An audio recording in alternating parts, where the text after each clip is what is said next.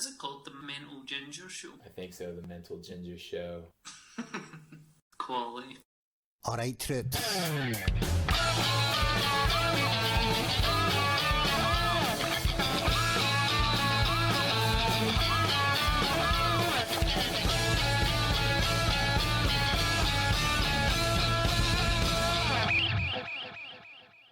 Hello and welcome to That Mental Ginger Show with me, Andrew the Mental Ginger, because if there's one thing worse than being a ginger, it's being a ginger with mental health issues. On today's show we have the king of the crooners, Colin Scougall, on to talk about his life and career in the music industry. But first we're going to try out a new segment, replacing the old talking bollocks.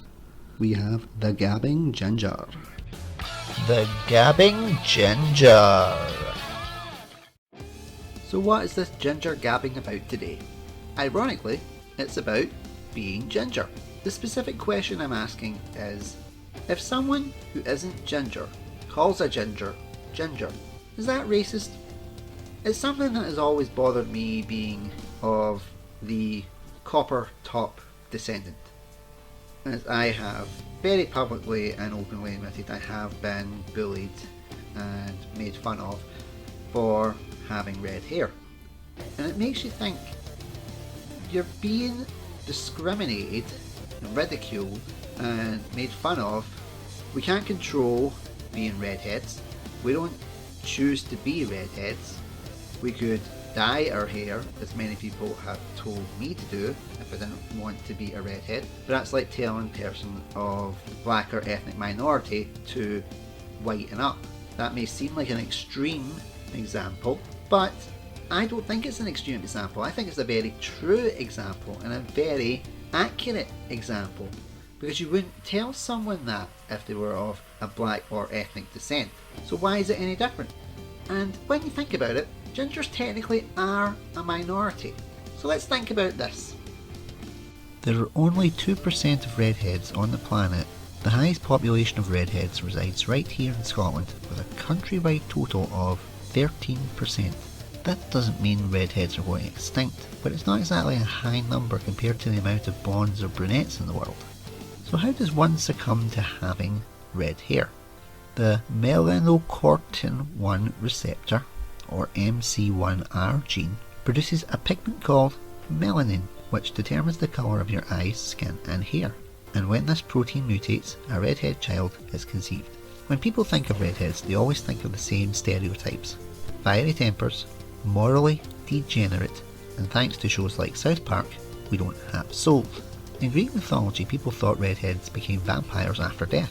In the play The Merchant of Venice by William Shakespeare, Shylock is the most reviled character in the history of literature, so much so that he was often portrayed by actors with red wigs when the show was performed. Uriah in David Copperfield, Fagin in Oliver, Chucky, Billy Madison, Goldfinger, Jumanji, The Incredibles, and even The Rescuers pass on one simple message: redheads are the bad guys. And then there's the ultimate red-headed villain, Judas Iscariot. All these stereotypes are not only untrue, but very hurtful. Everybody has a temper, and redheads are good at controlling theirs. We don't go around sleeping with anything that moves because, as studies from Miss Roach and Mr. Gugwin confirm, we hardly get any action anyway. And most importantly, we certainly do have souls. Otherwise, we wouldn't take half of these stereotypes so personally. People don't realise how tough it actually is growing up as a redhead. When it comes to tolerance, we excel at a lot of things, but we really dropped the ball when we came to this. In 2003, a 20-year-old was stabbed in the back for being ginger. In 2007, a UK woman won an award from a tribunal after being sexually harassed and received abuse online for her red hair. In the same year, a family in Newcastle upon Tyne was forced to move twice after being targeted for abuse and hate crimes on account of their red hair. In November 2008, social networking site Facebook received criticism after the Kick a Ginger group required 5,000 members to establish the National Kick a Ginger Day on the 20th of November. In May 2009, a schoolboy committed suicide after being bullied for having red hair. September 2011, Cryos International, one of the world's largest sperm banks, announced it would no longer accept donations from red-haired men due to low demand from women seeking artificial insemination. Finally, in 2013, A 14-year-old boy in Lincoln had his right arm broken and his head stamped on by 3 men who attacked him just because he had red hair. Thankfully these men were jailed, but only for a combined total of 10 years and 1 month for the attack. Just over 3 years per person. I myself have been abused, bullied, discriminated against and attacked for no reason other than my hair colour. High school was 5 years of insults, abuse and violence, and whenever I raised the issue I was told not to be so sensitive, mainly because the teachers abused me as well. I left high school and thought it would end there. I was wrong. When I was 18 I was jumped in Glasgow, had my phone and Walkman smashed and suffered severe knocks to the head. When I was 22 I was run out of my local pub by a woman who hated gingers. 3 years later I was chased through Airdrie by 3 grown men because I was a quote-unquote dirty ginger. I was beaten up, suffered internal injuries and had my 2 front teeth knocked out. All of these incidents were for one reason and one reason alone: the colour of the mop on the top of my head. You may feel uncomfortable hearing about these incidents, but there's no other way to say it. People don't think this is a form of racism because nothing could be further from the truth. You wouldn't discriminate someone because of their skin colour, height, disability or religion. How are the incidents that I have just mentioned any different? This is a post from a woman called Lauren Russell, which was added to Facebook on the 16th of November 2015 regarding the abuse suffered at the hands of narrow-minded bullies. Today my heart broke in two. Whilst travelling on a public bus number 12, I witnessed such cruel behaviour towards my 3-year-old son from a very narrow-minded boy who couldn't be much older than 13. Unfortunately, this hasn't been the first time, and I know it won't be the last. He's been targeted by people of all ages, and what for? Because he has ginger hair. My beautiful boy was told social services should have taken him away because his hair colour is disgusting. The boy then turned to his friend and said if he ever had a ginger child, he would kill it. My little boy is only 3 and was left very confused. I feel devastated as I too have ginger hair and know all too well what it's like to grow up being singled out or the target of such bullies. He hasn't stopped asking me why people don't like his hair. He asked me if I could change it for him so people will like it. He asked me if he could be like his brother who doesn't have ginger hair. I can feel my heart breaking every time he asks me. My little boy looks so sad and I want to make it better. The reason I am trying to go public with this is because I know these cruel bullies are in the minority. I want to show my little boy that there is more good in this world than bad. There are kind and caring, non-judgmental people who won't ever single him out. I ask you all, please share this and show my boy how beautiful he is. I want to show him the good in this world. It isn't okay to bully somebody for their hair colour. Not now, not ever. Welcome to the show, Colin. It's an absolute pleasure to have you here. So let's start from the beginning. Tell us a bit about your life growing up. My life growing up was idyllic, actually. It was family holidays to the caravan, horse riding lessons, 3 older brothers going fishing, footballing, whatever, at Speedway, whatever they were going to. Mum running about, dropping us off, picking us up again. Yeah, it was idyllic, and I loved primary school. I went to Get Sherry Academy Primary, and it was a beautiful big building with a lovely big hall and everything. It was just, the teachers were wonderful. It was a great primary.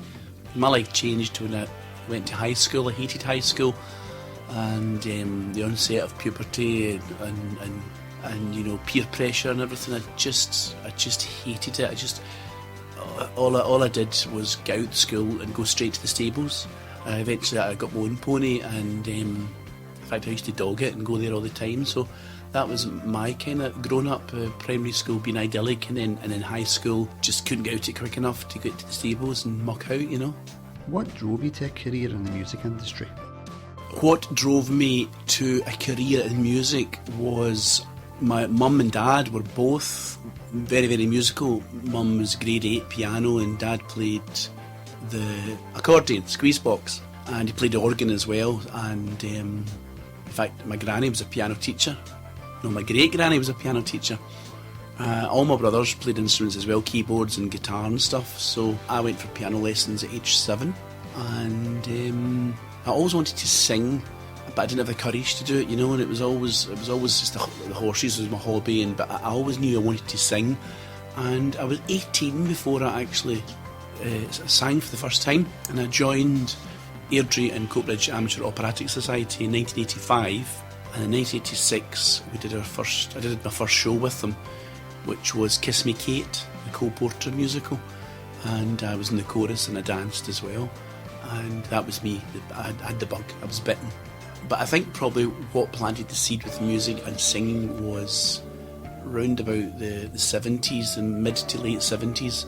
Shirley Bassey had a TV programme, and we would all be sat in front of the telly on Saturday night with our sweeties watching telly, and this show came on with this lady singing. It was Shirley Bassey, and that was me just hooked. I just thought how she interpreted songs and the full big band she had and everything. I thought, that's what I want to do. That's what I want to do. So it's all her fault. We've recorded several albums throughout your career. What would you say is your best album to date if you had to pick? So I've recorded quite a few albums over the years. I've been 35 years on stage, but probably about 25 years as a recording artist. And what my favourite one is, I think probably at the moment it's Smooth Operator from 2018, because I hadn't recorded for almost 10 years. And I went back into the studio, and I'd lost my confidence, and a producer friend of mine, Greg Friel, who runs Freelance Music and's got studios in the centre of Glasgow, said, come on in and I'll sort you out, you'll be okay, and he boosted my confidence, and I released it, and it sold really, really well, both online and actual copies. So I'm really proud of it, because it's quite jazzy, and it's the first album that I did with Alan McPike as well, who's a wonderful Ayrshire jazz pianist. So I'm really proud of that one. But I've got an album just coming out on Spotify at the moment called The Collection, and it's just a collection of songs recorded during the latter part of lockdown.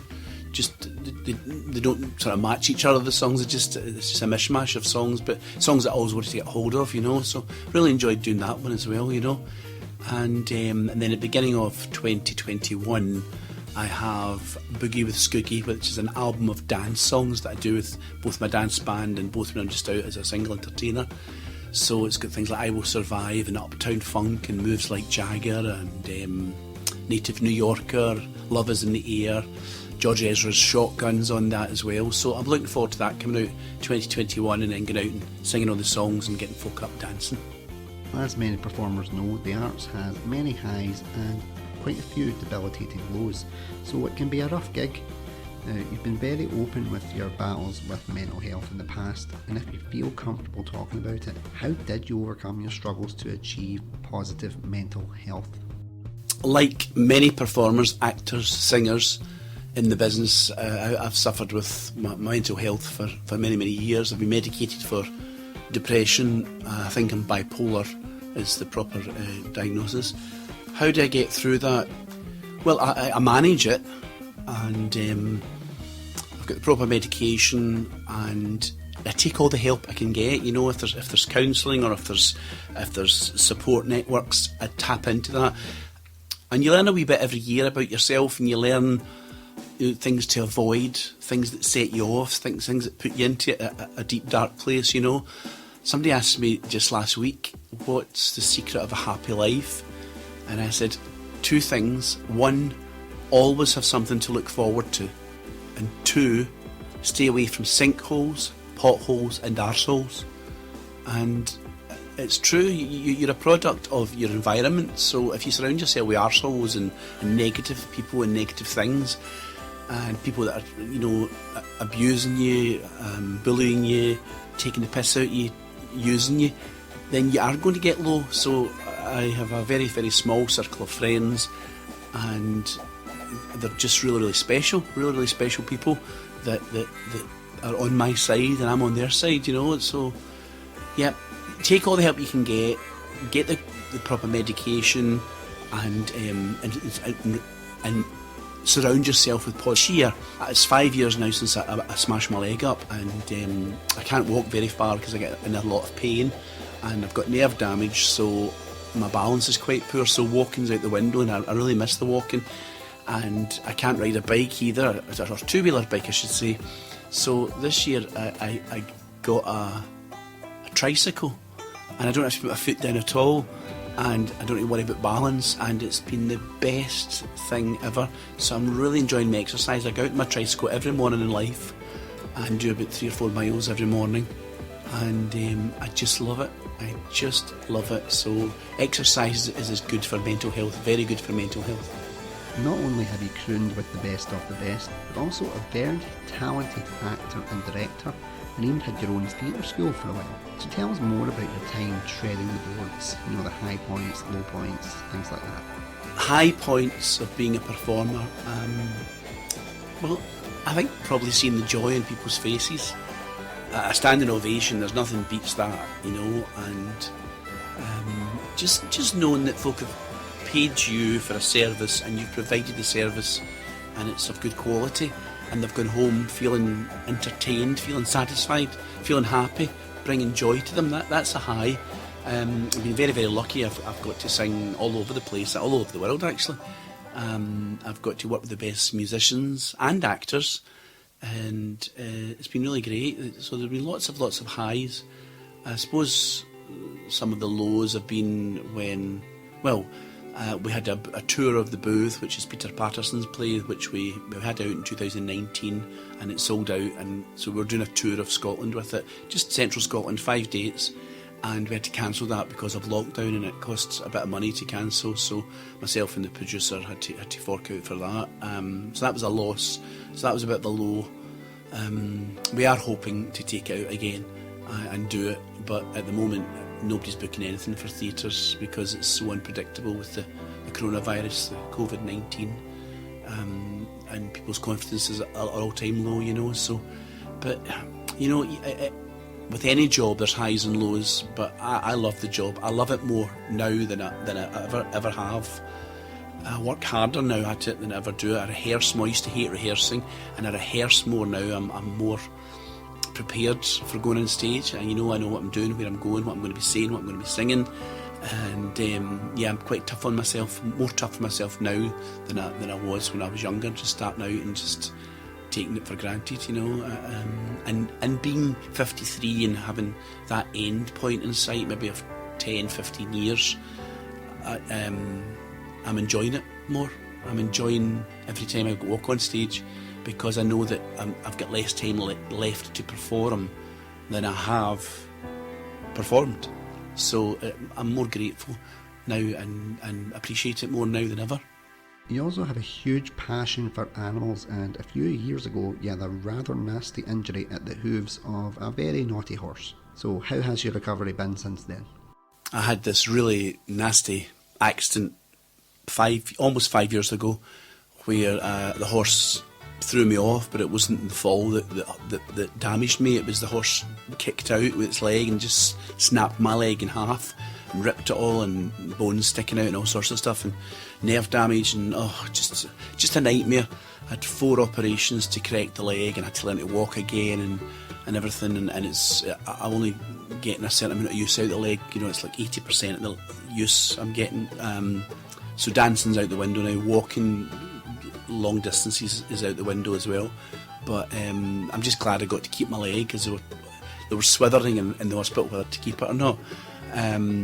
Recovery, not so much the physical, recovering from the physical, but I had post-traumatic stress disorder from the accident, and I like me better this side of the accident, because with post-traumatic stress disorder I just don't put up any shite for people. That might just be coinciding with the fact that I'm in my 50s and I've seen it all before, but I just don't have time for bullshit now.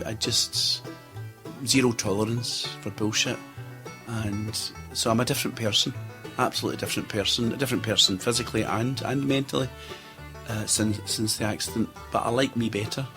Things like I have to drive an automatic car because I can't do the clutch, and I have a blue badge, so I get to park in disabled spaces, which is a huge advantage. It means I can go to places that I generally wouldn't go, because I'd be worrying about the length of the walk to the place, so that's a great help. But I don't feel disabled, but I suppose on paper I am a disabled person, I have a disability, but That took a bit of adjustment, to be able to say that as well. I still get flashbacks from the accident, and I frequently find myself on high alert, and the coronavirus lockdown exacerbated that as well, because I'm just OCD about cleanliness and folk gelling their hands coming in the door of the house and everything. So that's how it manifests itself, the post-traumatic stress disorder. But I understand I'm always going to have it, but there's times that it's very good and it doesn't rear its ugly head, and there's times where I just can't shake it off. I'll wake up middle of the night with hot sweats and panic, cold sweats rather, and panicking, but it's just me, it's just part of me, so I have to just accept it and go with it. Things can always be a lot worse. You released your album The Lockdown Sessions this year. How did you find recording and publishing processes during what's been a very turbulent year for performers? During lockdown, I've actually recorded 4 albums, and the one that I've released so far is one called The Lockdown Sessions, again with Alan McPike providing all the musical backing, and it was great. It was interesting to lock yourself away and do. I did the mixing as well and the producing on the album as well. And it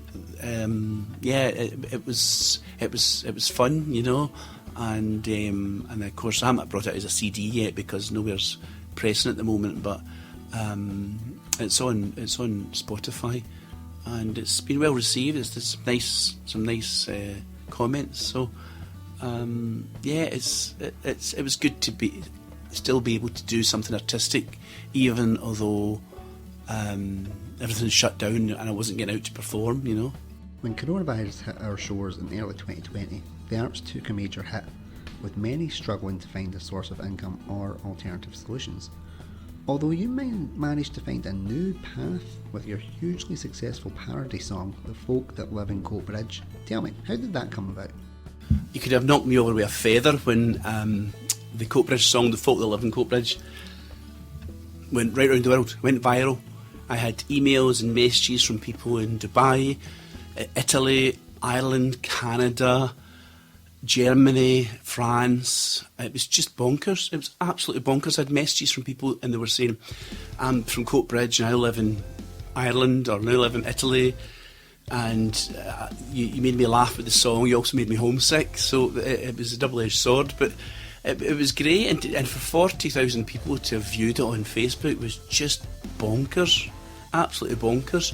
And the history behind the song was, in 1997 I was staying in New Jersey, just outside New York, and I was living with a girl from Coatbridge and her husband who was Texan, and he used to always sing this tune, da da da da da dee dee. The stars at night are big and bright, deep in the heart of Texas, because he was Texan, and his wife was Coatbridge. And I went away and scribbled down these lyrics one day and sang it to them, and they were in fits of laughter, and it put in a drawer, and it never saw the light of day until I thought, I'm going to play that at the piano and sing it on Facebook one day. And so that was 23 years later, and now I've actually written it into my musical that I'm writing. Identity is the name of the musical, so there's 2 or 3 comedy songs in it, and that's going to be in it. So that's how it came about. It was just bonkers 23 years later, In fact, the words for it were on, how we have A4 paper, they have a different size of paper, so the words were actually on this American size of paper, and it was great. It was good to have a good laugh, and I'm from Coatbridge, so I was just poking fun at myself. What would you say has been your best gig during your career? My best gig was September 2015, and it was the week before I smashed my leg up, and it was at Cumbernauld Theatre. It was my 30th anniversary gig, and I had 3 standing ovations, 3 encores. The band were cooking, I was cooking, and the audience, it was sold out, and the audience were just unbelievable. I'll never forget that night for as long as I live, and it was just wonderful, absolutely. Do you have any upcoming projects that your fans might like to know about? Upcoming projects? Well, in October this year, 2020, I had my 35th anniversary concert booked for Motherwell Civic Theatre, so that had to get pulled, and I'm hoping to do that because that was the start of my 35th year. I'm hoping to do that maybe around March or April time.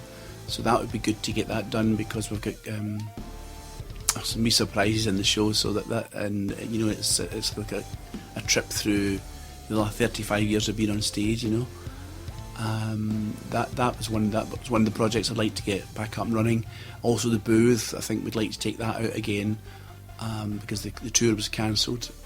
I've got the Boogie with Scougall album coming out January. Christmas, I've got my Christmas album coming out, and then next year I'll be beavering away for getting Identity the musical finished.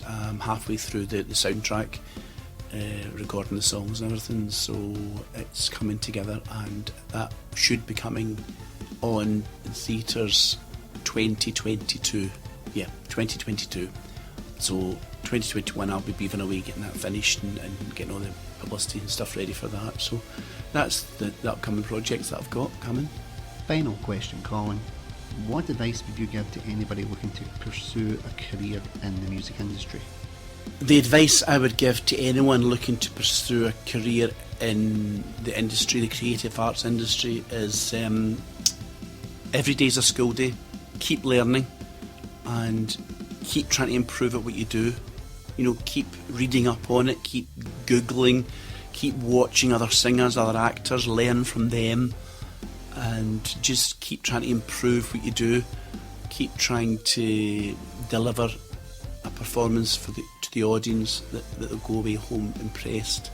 Even if it's the 35th time you've done the performance, it's the first time that audience has seen it. So, you know, keep your energy levels up, keep fit, and keep polishing, keep learning and trying to improve, striving to improve. That would be my advice to anybody entering the industry. And have a backup plan, you know, like rich parents or something. Colin, it's been an absolute pleasure. Thank you for talking to us today. Well, my friends, we've come to the end of the show. Until next time, take care, stay safe, bye bye.